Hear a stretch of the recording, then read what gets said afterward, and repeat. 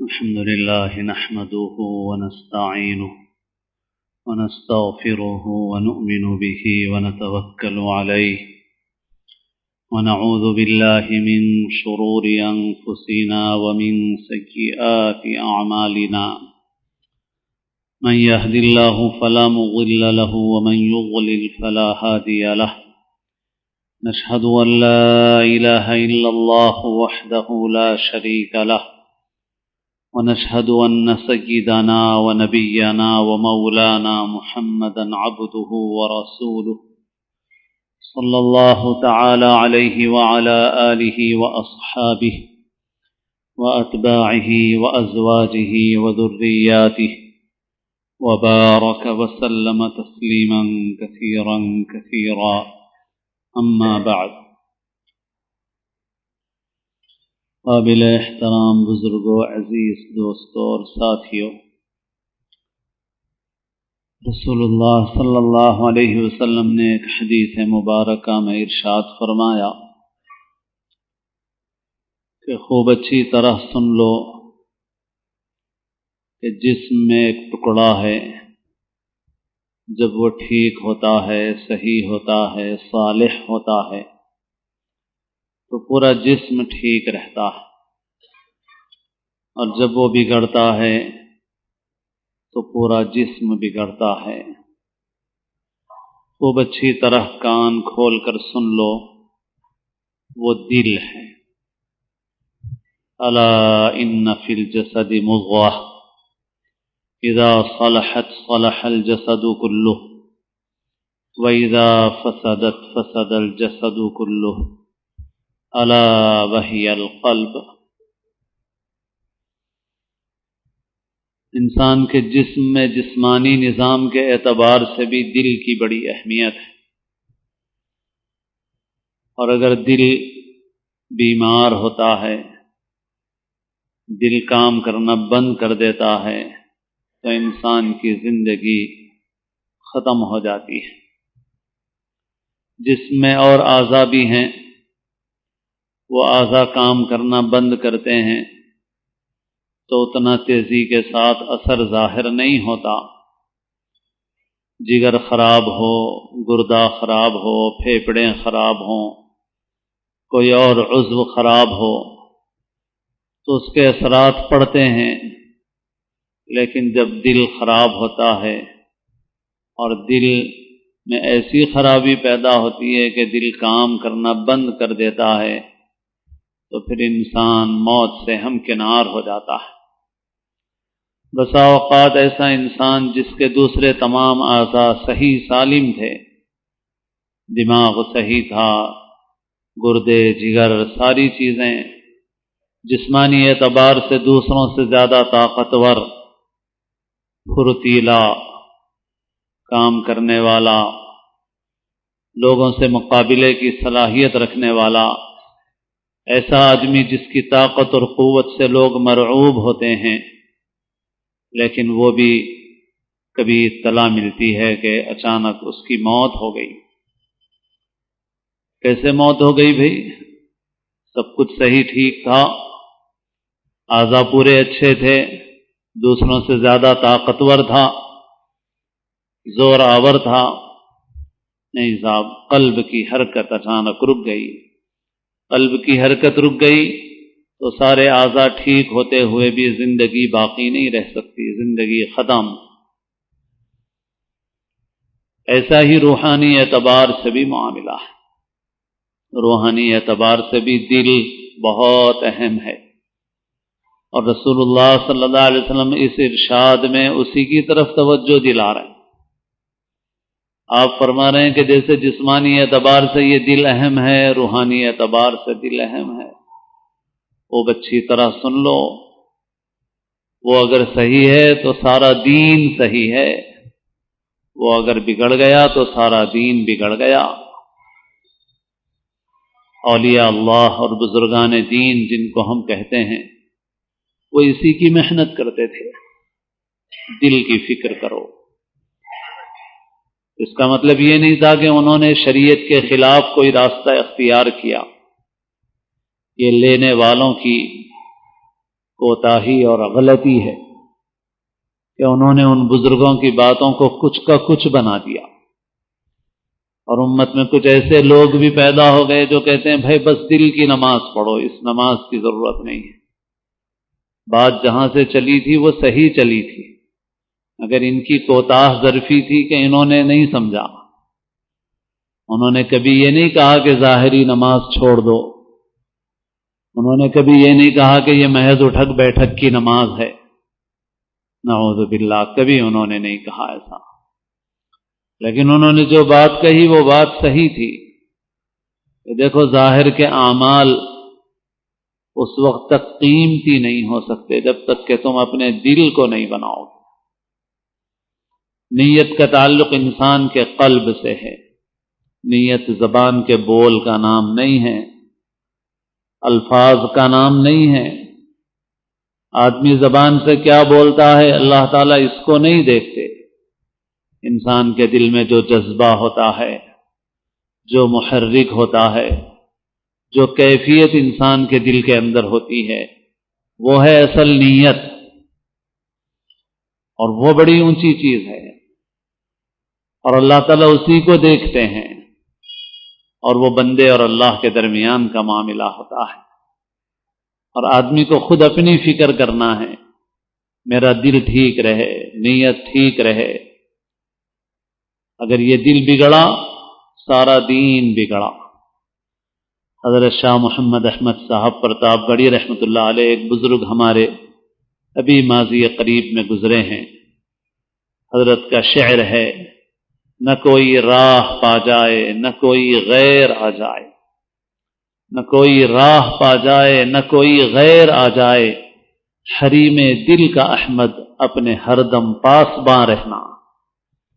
اپنے دل کے حریم کی ہمیشہ حفاظت کرو، یہاں کسی اور کو راستہ نہ ملے، کوئی غیر اس کے اندر نہ آئے، اس کی ہمیشہ فکر کرو۔ حضرت محی السنہ مولانا شاہ ابرار الحق صاحب رحمۃ اللہ علیہ کا ایک ملفوظ ہے کہ ہمارا طریق قلندریہ ہے، اور ہمارے پاس اعمال کی کثرت سے زیادہ اہمیت قلب کی نگہداشت کی ہے، دل کی نگرانی کرنا، اس کی فکر کرنا ہمیشہ، کیونکہ یہ دل، عربی میں یہ جو لفظ ہے وہ قلب کے معنی الٹنے کے ہیں، جسم میں بھی اللہ نے اس کو ایک طرح سے الٹا رکھا ہے، اور اس قلب کا معاملہ یہ ہے کہ یہ الٹتا پلٹتا رہتا ہے بہت، اس لیے ہمیشہ اس کی نگرانی کرنے کی ضرورت ہوتی ہے۔ ایک حدیث میں اللہ کے رسول صلی اللہ علیہ وسلم نے فرمایا، اکثروا ذکر هذه اللذات عن الموت، لذتوں کو توڑ دینے والی چیز کو کثرت سے یاد رکھو، بھولو مت، اس کا دھیان رکھو ہمیشہ، یعنی موت کا دھیان رکھو۔ یہ وہ چیز ہے جو تمہاری زندگی کے توازن کو باقی رکھے گی۔ انسان جب اپنا بیلنس اور توازن صحیح رکھتا ہے تو سفر کر لیتا ہے۔ ایک آدمی سائیکل چلاتا ہے تو اس لیے چلاتا ہے کہ اس کو توازن باقی رکھنا آ گیا، بیلنس باقی رکھنا اس نے سیکھ لیا، تو وہ سائیکل چلا لیتا ہے، سائیکل موٹر چلا لیتا ہے۔ اگر اس کو توازن باقی رکھنا نہیں آیا تو سائیکل نہیں چلا سکتا، سائیکل موٹر نہیں چلا سکتا۔ ایک آدمی اس سے بھی زیادہ مشق کرتا ہے اپنے توازن کو صحیح رکھنے کی، بیلنس کو باقی رکھنے کی، تو وہ رسی پہ چلنا سیکھ لیتا ہے۔ کیسے چلتا ہے آدمی رسی پہ؟ اس لیے کہ اس نے مشق کر لی اس بات کی کہ اپنا توازن صحیح رکھے، اپنے بیلنس کو باقی رکھے۔ ایک دیہات کی عورت پانی سے بھرا ہوا گھڑا اپنے سر کے اوپر رکھ لیتی ہے اور دونوں ہاتھ چھوڑ کے چلتی ہے، اس کا گھڑا نہیں گرتا۔ کیوں نہیں گرتا؟ اس لیے کہ اس نے مشق کر لی ہے اپنے توازن اور بیلنس کو باقی رکھنے کی، اور یہ توازن اور بیلنس بگڑا تو گھڑا نیچے آ جائے گا، سائیکل چلانے والا نیچے گر جائے گا، رسی پہ چلنے والا نیچے گر جائے گا۔ یہ گھڑا اس وقت تک رہے گا جب تک توازن صحیح ہے، رسی پہ اس وقت تک چلے گا جب تک توازن صحیح ہے، سائیکل اس وقت تک چلا سکے گا جب تک توازن صحیح ہے، یہ توازن بگڑا تو آدمی نیچے گرا۔ ایسے ہی انسان کی بندگی کا توازن باقی رہتا ہے تو انسان ٹھیک رہتا ہے، اور جب بندگی کا توازن باقی نہیں رہتا تو انسان گر جاتا ہے۔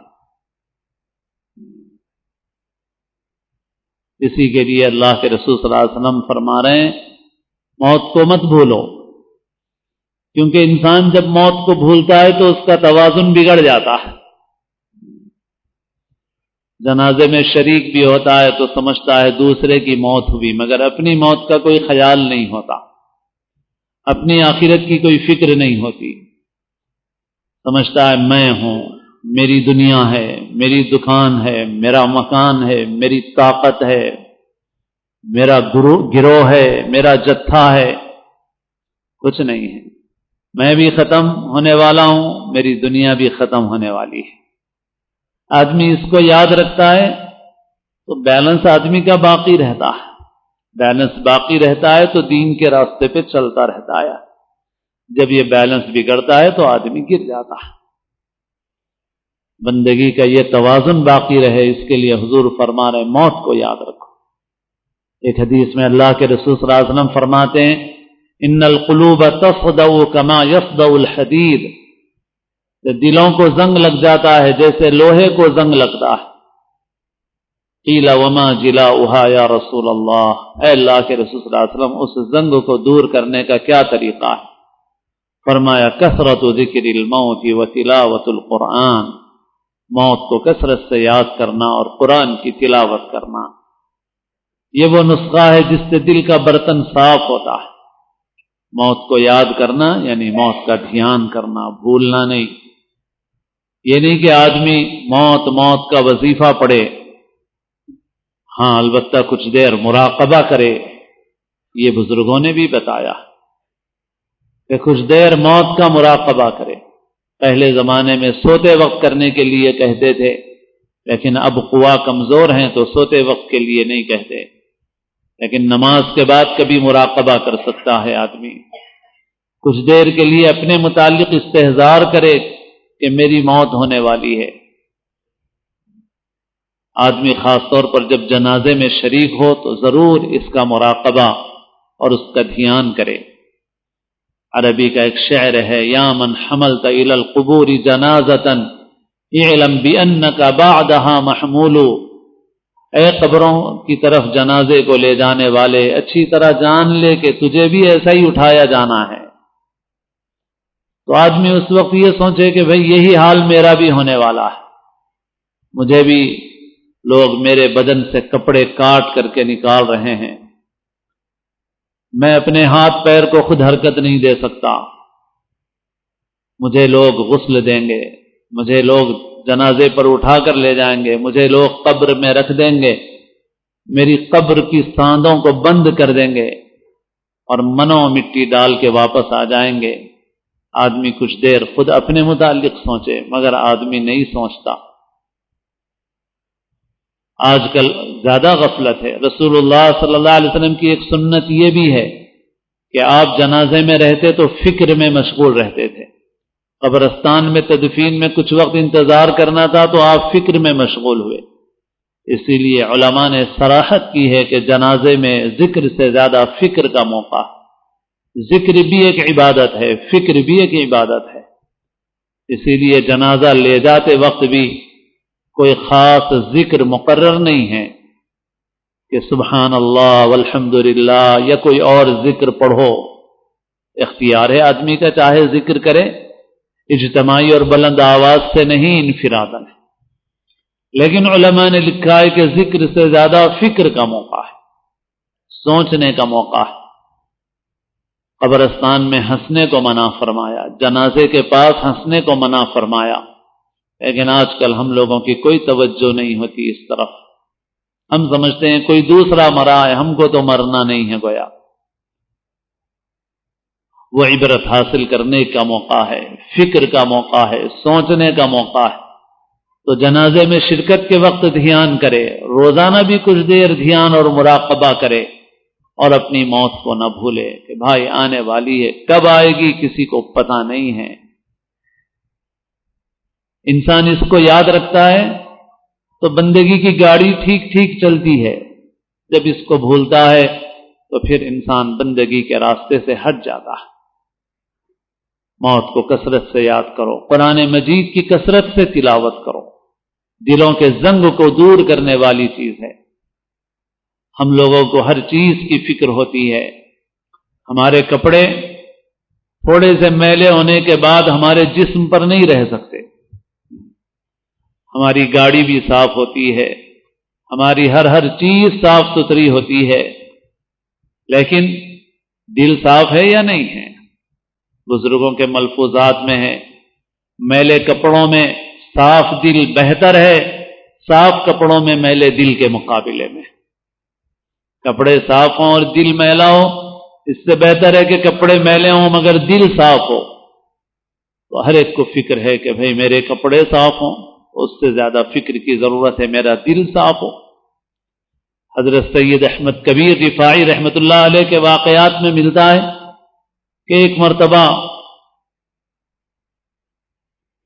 کھیتوں میں سے گزر رہے تھے، تو دھان کی جیسے مڑیاں ہوتی ہیں، کٹے بنے ہوئے ہوتے ہیں، تو کوئی ایک ہی فرد اس کے اوپر سے چل سکتا ہے، تو سامنے سے ایک کتا آ گیا، اور ادھر حضرت سید احمد کبیر رفاعی رحمۃ اللہ علیہ ہیں، اترتے ہیں تو کپڑے خراب ہو جاتے ہیں۔ کتے نے کلام کیا کہ تم اترو گے یا میں اتروں؟ حضرت سید احمد کبیر رفاعی رحمۃ اللہ علیہ اتر گئے، وہ کتا آگے بڑھا، پلٹ کے دیکھا، اس نے گویا اپنی زبان حال سے یہ کہا کہ اگر تم اتر جاتے، اگر تم نہ اترتے اور میں اترتا تو تمہارے کپڑے صاف ہوتے مگر دل میلا ہو جاتا۔ یہ مسئلہ نہیں ہے مگر حال ہے بزرگوں کا۔ بعض چیزیں اللہ والوں کی ایسی ہیں وہ شرعی مسئلہ نہیں بنتی مگر حال ہوتا ہے، ان کے اوپر طاری ہوتا ہے، ان کے اوپر اس کیفیت کا غلبہ ہوتا ہے کہ میں کتے سے بھی اچھا نہیں ہوں، لہذا اللہ کی مخلوق کو تکلیف نہیں دینا چاہیے۔ خود تکلیف اٹھا لی مگر اس کو تکلیف نہیں دی۔ جیسے ایک بزرگ کے کرتے کے دامن پہ ایک بلی بیٹھ گئی اور سو گئی، اس کو نیند لگ گئی، تو وہ بجائے اس کے کہ اس کو اٹھاتے، اور ان کے پاس وقت نہیں تھا تو قینچی سے انہوں نے اپنے کرتے کا دامن کتر لیا اور چلے گئے، مگر اس کو نہیں بیدار کیا۔ الابرار کی تفسیر میں روح المعانی میں علامہ آلوسی رحمۃ اللہ علیہ نے لکھا ہے کہ الابرار نیک لوگ وہ ہیں کہ الذین لا یؤذون الضر ولا یرغون الشر، کہ جو چیونٹیوں کو بھی تکلیف نہیں پہنچاتے اور کبھی شر کو پسند نہیں کرتے، برائی کو پسند نہیں کرتے۔ تو غرض یہ کہ حضرت سید احمد کبیر رفاعی رحمۃ اللہ علیہ نے یہ سوچا کہ کہیں میرا دل میلا نہ ہو جائے، تو اپنے کپڑے گندے کر لیے مگر دل میلا ہونے نہیں دیا۔ حضرت کی مشہور کرامت ہے، بعض لوگوں کو ہضم نہیں ہوتی تو ان کے دل کی بیماری ہے، سچ عرض کر رہا ہوں میں آپ سے، کیونکہ ان کو یہ معلوم ہے کہ حضرت عیسیٰ علیہ الصلاۃ والسلام جب قم بإذن اللہ کہتے تھے تو پورا مردہ اٹھ کے کھڑا ہوتا تھا۔ تو معجزہ نبی کا ہو یا کرامت ولی کی ہو، فعل اللہ تعالیٰ کا ہوتا ہے، فعل نہ نبی کا ہوتا ہے نہ ولی کا ہوتا ہے۔ تو جو اللہ اس بات پر قدرت رکھتا ہے کہ عام مردے کو زمین سے اٹھا کے کھڑا کر دے، اگر وہ اپنے نبی کے ہاتھ کو قبر سے باہر نکال دے تو اس پر کسی کو تعجب ہوتا ہے، تو اس کا دل بیمار ہے۔ حضرت سید احمد کبیر رفاعی رحمۃ اللہ علیہ جب روضہ اطہر پر پہنچے، صلاۃ و سلام پیش کیا اور ایک شعر پڑھا کے اپنی روح آپ کی خدمت میں بھیجتا تھا، آج اپنے جسم کے ساتھ حاضر ہوا ہوں، آپ اپنا ہاتھ بڑھائیے۔ تو اس وقت موجود لوگوں نے دیکھا کہ قبر اطہر سے ہاتھ نکلا اور حضرت سید احمد کبیر رفاعی نے اس کا بوسہ لیا، مگر اس کے بعد حضرت کے دل میں خیال آیا کہ کہیں ایسا نہ ہو کہ میرے دل میں بڑائی آ جائے، تو مسجد کے دروازے پر لیٹ گئے اور لوگوں کو قسم دے کر کہا کہ ان کے اوپر سے انگلتے ہوئے جائیں تاکہ ان کے دل میں کسی قسم کی بڑائی نہ آنے پائے۔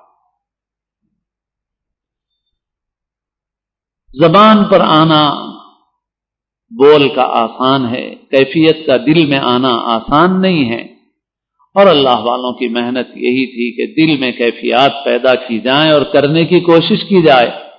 اخلاص دل میں پیدا ہوتا ہے اور آسانی سے نہیں پیدا ہوتا ہے، زندگیاں لگ جاتی ہیں۔ اگر اخلاص کا ذرہ نصیب ہو گیا تو بہت بڑی سعادت ہے۔ تواضع کا بول زبان پہ تو آ جاتا ہے ہم لوگوں کے، لیکن ہم اپنے دل کے متعلق کبھی مطمئن نہیں ہو سکتے۔ دل میں آنا آسان نہیں ہے، زندگی بھر آدمی لگا رہے، اندری رحمی تراش اومی خراش، تا دم آخر دم فارغ مباش، آئینہ بنتا ہے رگڑے لاکھ جب کھاتا ہے دل، کیا بتائیں کتنی مشکل سے دل بن پاتا ہے دل۔ تو بہرحال انسان ظاہری اعمال کا اہتمام کرے کہ انسان تو محتاج ہے، اس کے لیے تو اس کے سوا کوئی چارہ کار ہی نہیں، لیکن اس کے ساتھ ہی ساتھ دل کی فکر کرے کہ دل صحیح ہو جائے، دل بن جائے۔ اللہ تعالیٰ ظاہری اعمال اور شکلوں کو نہیں دیکھتے محض، اللہ تعالیٰ اندر دیکھتے ہیں دل میں کیا ہے اور دل کی کیفیت کیا ہے۔ ان اللہ لا ينظر الى صورکم ولا الى اجسادکم ولکن ينظر الى قلوبکم واعمالکم، اللہ تعالیٰ تمہاری صورتوں اور جسموں کو صرف نہیں دیکھتے، اللہ تعالیٰ تمہارے دلوں کو اور تمہارے اعمال کو دیکھتے ہیں۔ دل کی کیفیت اور اعمال دونوں اللہ تعالیٰ دیکھتے ہیں، اور بغیر دل کی کیفیت صحیح ہوئے عمل قیمتی نہیں ہو سکتا اللہ تعالیٰ کے پاس۔ اللہ تعالیٰ اپنے فضل و کرم سے ہم کو صالح اعمال بھی نصیب فرمائے اور صالح اخلاق بھی نصیب فرمائے۔ اخلاق کا تعلق انسان کے قلب سے ہے۔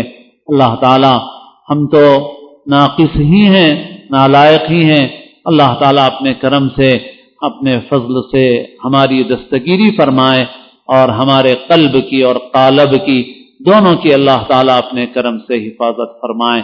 اللہ تعالیٰ ہم سب کو اسلام کی زندگی اور اپنے اپنے وقت پر حسن خاتمہ نصیب فرمائے، سنتیں ادا فرمائے۔